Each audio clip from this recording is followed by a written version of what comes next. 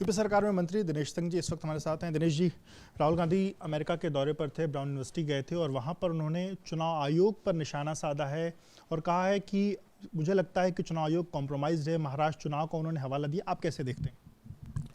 देखिए, कल माननीय उच्च न्यायालय ने एक आदेश जारी किया है जिसमें यह संशय पैदा हुआ है माननीय उच्च न्यायालय को कि राहुल गांधी भारतीय हैं या नहीं। ऐसी आख्या भारत सरकार से उन्होंने मांगी है। माननीय उच्च न्यायालय का संदेह, हर भारतवासियों का संदेह है कि राहुल गांधी जी वाकई भारतवासी हैं या नहीं, भारतीय हैं कि नहीं, क्योंकि राहुल गांधी जी जब भी भारत के बाहर, भारत की पावन भूमि से बाहर किसी देश में जाते हैं तो हर बार भारत माता को लज्जित करने वाला बयान जरूर देते हैं। इससे यह महसूस होता है कि कुछ न कुछ दाल में काला जरूर है। वैसे हम लोग भली भांति जानते हैं कि राहुल गांधी जी नकली गांधी हैं, फसली हिंदू हैं। जब कभी आवश्यकता पड़ती है तो टोपी पहन लेंगे, कभी जरूरत पड़ेगी तो जनेऊ उल्टा पहन लेंगे, कभी जरूरत होगा तो उल्टी आरती करने लग जाएंगे, कभी बिटिया का नाम मारिया रख लिया जाएगा, कभी बेटे का नाम रेहान रख लिया जाएगा। वोट के लिए इतने स्वरूप बदलना ये भारतीय संस्कार संस्कृति में नहीं आता है। कोई भारतवासी ऐसा नहीं करता है। इसलिए महसूस होता है कि राहुल गांधी भारतीय नहीं है और जल्द से जल्द इस प्रकरण में पटाक्षेप होगा। और अगर राहुल गांधी भारत के नहीं होंगे तो मैं नहीं समझता इससे घृणित काम कोई दूसरा और कर सकता है जितना राहुल गांधी ने किया है। दिनेश जी, अब वर्दी की भी जाति पूछी जा रही है। अखिलेश यादव ने अपनी एक प्रेस कॉन्फ्रेंस में प्रयागराज में 5 जिलों के नाम लिए और वहां पे जो अधिकारी पोस्टेड हैं उनकी जातियां गिनाई। हालांकि बाद में पुलिस की तरफ से अपने अपने बयान दिए गए। ये जो वर्दी की जो जातियां पूछी जा रही हैं, उनको गिनाया जा रहा है, ये आज की राजनीति में इसको आप कैसे देखते हो और क्या कहेंगे? बड़ा दुख होता है कि लोग संविधान की किताब लेकर के संविधान का पालन कराने के लिए, बाबा साहब का सम्मान करने के लिए लोग खड़े तो हो जाते हैं, लेकिन क्या उसी संविधान में जो वर्णित है कि एक सांसद को किस रूप में विपक्ष में रहना है, किस रूप में सत्ता पक्ष में रहना है, क्या उसमें यह लिखा है कि एक सांसद इस तरह के भी सवाल पूछेगा? और कम से कम अखिलेश यादव से तो ये अपेक्षा हमारा उत्तर प्रदेश नहीं करता है कि आप मुख्यमंत्री पद के दायित्वों का निर्वहन कर चुके हो, आप राष्ट्रीय अध्यक्ष हो, फिर भी एक जिले में पोस्ट होने वाले दरोगा अथवा वर्दी में खड़े हुए किसी व्यक्ति की जाति आप पूछ रहे हो। सेवा पूछो, कर्तव्य पूछो, आचरण पूछो तो समझ में आता है, लेकिन जाति आप पूछो तो कितने निचले स्तर तक आपने ऐसे बयान दिए हैं, और वो भी 100% असत्य। आपने कह दिया कि चित्रकूट में इतने एक जाति के दरोगा हैं, जबकि अगले दिन डीजीपी ने बयान देकर के आपकी बात को खारिज कर दिया।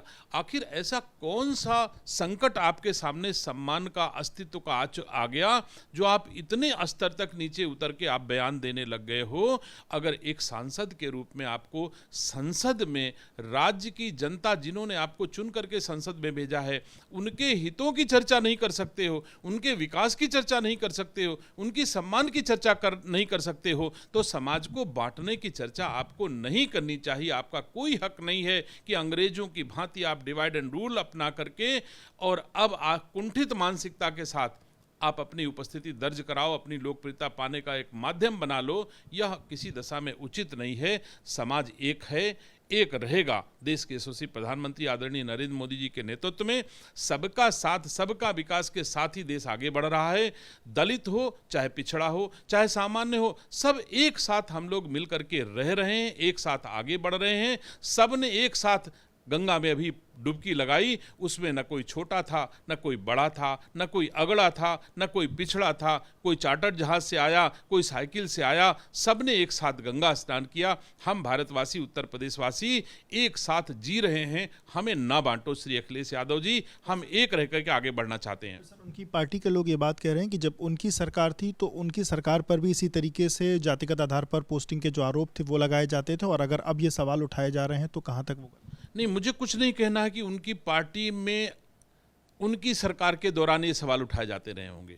अगर उस दौरान ये सवाल उठाए जाते रहे होंगे तो उनको जवाब देना चाहिए था कि ऐसा नहीं था। हमारी सरकार में वो सवाल उठा रहे हैं, वो गलत उठा रहे हैं ना। आप सही सवाल उठाओ, मैं सुनने को तैयार हूँ, सहने को तैयार हूँ, कार्रवाई करने को तैयार हूँ, लेकिन आप गलत सवाल कैसे परोस सकते हो? अगर आपने सही बात कही होती कि इतने दरोगा वाकई एक जाति के हैं तो मुझे कोई एतराज नहीं था, लेकिन नहीं है तो भी आप सस्ती लोकप्रियता पाने के लिए ऐसा परोस रहे हो मीडिया पर कि आपको सस्ती लोकप्रियता आपको मिल जाए। तो मैं नहीं समझता कि इस लेवल के आदमी को इतना असत्य बोलने की क्या जरूरत है, इतनी हताशा आपको क्यों है कि आप इतना बड़ा असत्य बोल रहे हो इस पद पर पहुंच करके। एक सवाल और, जो अलग अलग जिलों में जो पुलिस ने अपना जो डेटा जारी किया है उसमें कितने फीसदी कौन से कर्मचारी अधिकारी पोस्टेड है उसका डेटा जारी किया है, पर क्या नियुक्तियों में तो प्रतिशत में आरक्षण की बात है, पर क्या पोस्टिंग में भी ऐसा कोई आरक्षण की बात है? जिस तरीके से जो डेटा जारी हुआ है क्या उसको आप कहाँ तक सही मानते हैं, जो विभाग जो अलग अलग जनपदों ने अपना डेटा जारी किया? देखिए, जो संविधानोचित आरक्षण है उसमें 1% भी हमारी सरकार के द्वारा किसी का अहित नहीं किया जा रहा है। जो संविधान में वर्णित है उसके हिसाब से हर जगह जहां जहां आरक्षण दिया जाना अनुमन्य है, जहां दिया जाना चाहिए वो दिया जा रहा है। उसमें अगर सवाल उठाएं तो जरूर हम महसूस करेंगे कि आप उचित काम कर रहे हो, लेकिन ऐसा कोई अवसर भारत की सरकार और उत्तर प्रदेश की सरकार नहीं दे रही विपक्ष को जहां ये कह दे कि संविधान के खिलाफ भी कोई काम हमारी सरकार के द्वारा किया गया है। तो जो नियमता होना चाहिए वो हो रहा है और जो नियमों में नहीं आता वो नहीं हो रहा है। आखिरी सवाल, उत्तर प्रदेश का जो बिजली बिल है वो महंगा हो गया है और जो उपभोक्ता परिषद के लोग हैं वो ये सरकार पर आरोप लगा रहे हैं कि पिछले दिनों एक निजी होटल में एक बैठक हुई जिसमें तमाम जो निजी कंपनियों के लोग हैं वो शामिल हुए और उन्होंने सरकार के जो लोग हैं उनसे ये कहा कि आपके यहाँ तो पिछले 5 सालों में कभी बिजली का बिल बढ़ा ही नहीं, और उन्हीं बिजली बिल कंपनियों को खुश करने के लिए जो सरचार्ज है 1.24% वो लगाया गया है, जिस कारण अभी बिजली का बिल है वो बढ़ गया है। देखिए, मेरी सरकारों में आज तक किसी भी मंत्री अथवा किसी के प्रति ऐसे आरोप नहीं लगे हैं जिन्होंने जनता की गाढ़ी कमाई के पैसे का कहीं दुरुपयोग किया हो। अगर हम टैक्स लेते हैं तो जनता को उसकी सेवा उस पैसे से करते हैं। अगर जनता का टैक्स लिया जा रहा है तो वो जनता की सेवा के लिए ही व्यापक हित में, व्यापक जनहित में किया जा रहा होगा। ऐसा कोई विषय नहीं है कि जो किसी आज योगी जी की सरकार के लगभग 8 साल 7.5 साल पूरे 8 साल के आसपास पूरे हो गए हैं और मैं समझता हूं मोदी जी के भी 11 साल पूरे हो गए हैं। दिल्ली और उत्तर प्रदेश के किसी सरकार के एक भी प्रतिनिधि के ऊपर कोई भ्रष्टाचार का आरोप नहीं लगा, जबकि दूसरी सरकारों के जनप्रतिनिधियों को किस तरह से किया जाता रहा है आप सब ने देखा है। तो हम जो भी काम करते हैं जनहित में कर रहे हैं। बहुत बहुत शुक्रिया बात करने के लिए। तो आप मंत्री दिनेश प्रताप सिंह जी को सुन रहे थे जिन्होंने एबीपी न्यूज़ से बातचीत की।